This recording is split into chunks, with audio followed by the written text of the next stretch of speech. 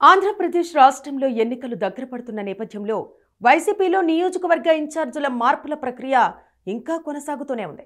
జగన్ వైఖరితో వైఎస్ఆర్సీపీ నేతలు, కార్యకర్తలు అయోమయానికి గురవుతున్నారు.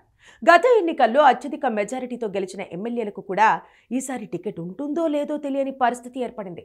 తరతరాలుగా నియోజకవర్గ ప్రజలను అంటిపెట్టుకుని రాజకీయం చేస్తున్న కుటుంబాలు సైతం తట్టాబుట్టా సర్దుకొని సీఎం చెప్పిన చోటకు వెళ్లాల్సిన పరిస్థితి ఏర్పడింది. నాయకుల అండదండలతో ఇన్నాళ్లు నియోజకవర్గంలో తమకు తిరుగులేదంటూ వ్యవహరించిన ద్వితీయ శ్రేణి నాయకులకు ఇప్పుడు దిక్కుతోచకుండా పోయింది. పార్లమెంటు, అసెంబ్లీ నియోజకవర్గాల ఇన్ఛార్జీల మార్పులపై వైసీపీలో కసరత్తు ఇంకా కొనసాగుతోంది. ఇప్పటికే 2 జాబితాల్లో 38 నియోజకవర్గాల్లో మార్పులు చేసిన సీఎం జగన్ మరిన్ని మార్పులు చేస్తున్నారు. అదే క్రమంలో తాడేపల్లి క్యాంపు కార్యాలయం నుంచి పలువురు వైసీపీ ఎమ్మెల్యేలు, నేతలకు పిలుపు వచ్చింది.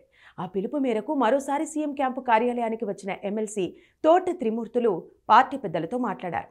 ఇంకా రాజనగరం ఎమ్మెల్యే జక్కంపూడి రాజా, చోడవరం ఎమ్మెల్యే కర్ణం ధర్మశ్రీ చర్చించారు. ఇంకా చిత్తూరు ఎమ్మెల్యే ఆరాని శ్రీనివాసులు సీటుపై కూడా చర్చించారు. ఎమ్మెల్యే వాసుపల్లి గణేష్, మాజీ మంత్రి అనిల్ కుమార్ యాదవ్, ఎమ్మెల్యే అదీప్ రాజ్ క్యాంపు కార్యాలయానికి వచ్చి తమ సీటు విషయంపై అడిగి తెలుసుకునే ప్రయత్నాలను మొదలుపెట్టారు. హిందూపురం ఎంపీ గోరెంట్ల మాధవ్ మరోసారి ముఖ్యమంత్రిని కలిశారు.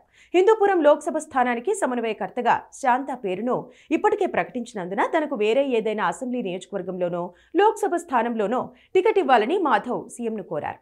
పూర్తి స్థాయిలో రాజకీయాల్లో కొనసాగేందుకు పోలీసు అధికారి ఉద్యోగాన్ని వదిలేశానని, ఇప్పుడు ఏ సీటు లేకుండా పోతే నష్టపోతానని చెప్పినట్టు సమాచారం. అయితే సీటు విషయమై ఎలాంటి హామీనివ్వని జగన్ సీట్ల పంపకాలపై కసరత్తు జరుగుతోందని చూద్దామని చెప్పినట్టు తెలిసింది. దీంతో అసహనంగానే ఆయన వెనుతిరిగారు. విశాఖ లోక్సభ నియోజకవర్గ సమన్వయకర్తగా బొత్స సత్యనారాయణ భార్య ఝాన్సీ పేరు పరిశీలనలో ఉన్నట్టు విస్తృతంగా ప్రచారం అవుతోంది.